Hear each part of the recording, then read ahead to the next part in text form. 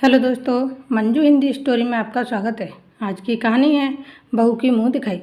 शादी के बाद पहली बार ससुराल आई रानी को अभी 1 महीना भी नहीं हुआ था, लेकिन इतने कम समय में रानी ने अपने कार्य व्यवहार से परिवार के सभी सदस्यों का दिल जीत लिया था।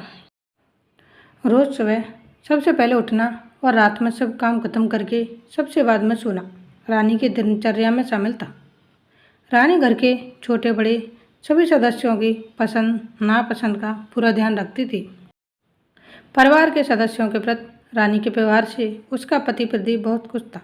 प्रदीप की लाडली भतीजी परी तो रानी से इस तरह घुल मिल गई थी कि उसके बिना एक पल भी नहीं रह सकती थी। परी दिन भर चाची चाची के रट लगाए रानी के आगे पीछे बनी रहती थी। रानी भी परी को बहुत प्यार करती थी। परिवार के सभी लोग रानी को बहू नहीं बल्कि अपनी बेटी की तरह मानते थे। एक अनजान से घर में अजनबी लोगों के बीच इतनी जल्दी सबके दिलों में जगह बना लेना कोई आसान काम नहीं था, पर ये रानी के संस्कार ही थे जो उसे सबका प्रिय बनाए थे। रानी का इस तरह दिन भर चहकना और परिवार के लोगों से प्यार से बातें करना पड़ोस की जानकी चाची को बहुत अखरता था। वह हमेशा रानी के हंसते खेलते परिवार में फूट के बीच बोने का मौका ढूंढती थी। एक दिन दोपहर के समय जब रानी के सास ससुर और परिवार के अन्य सभी लोग कहीं बाहर घूमने गए हुए थे, तभी जानकी चाची रानी से मिलने के बहाने उसके घर जा पहुंची। जानकी चाची को देखते ही रानी ने उनके पैर छुए और उन्हें सम्मानपूर्वक घर के अंदर ले गई। जानकी चाची को सोफे पर बिठाकर रानी चाय नाश्ते का इंतजाम करने लगी। थोड़ी देर बाद जब रानी चाय नाश्ता लेकर वापस आई तो जानकी चाची बोली, अरे बेटी, तुम बेकार में परेशान हो रही हो, मैं तो बस तुमसे मिलने आई हूँ।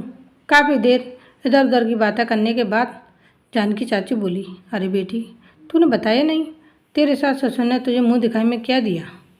जानकी चाची की बातें सुनकर रानी बोली, अरे चाची, मेरे सास ससुर ने मुझे अपना सब कुछ दे दिया। जानकी चाची चौंक कर बोली, अरे क्या दे दिया तेरे सास ससुर ने, जरा मुझे भी तो पता चले। चेहरे पर एक सहज मुस्कान लिए रानी बोली, चाची, माँ बाप के लिए उसकी औलाद से बढ़कर क्या होता है। जब उन्होंने मुझे अपना बेटा ही सौंप दिया तो अब मैं उनसे और किस चीज़ की लालसा करूं।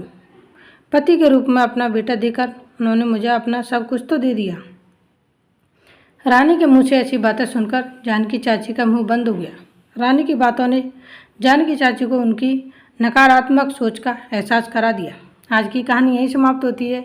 मिलते हैं नई स्टोरी वीडियो के साथ। Thanks for watching.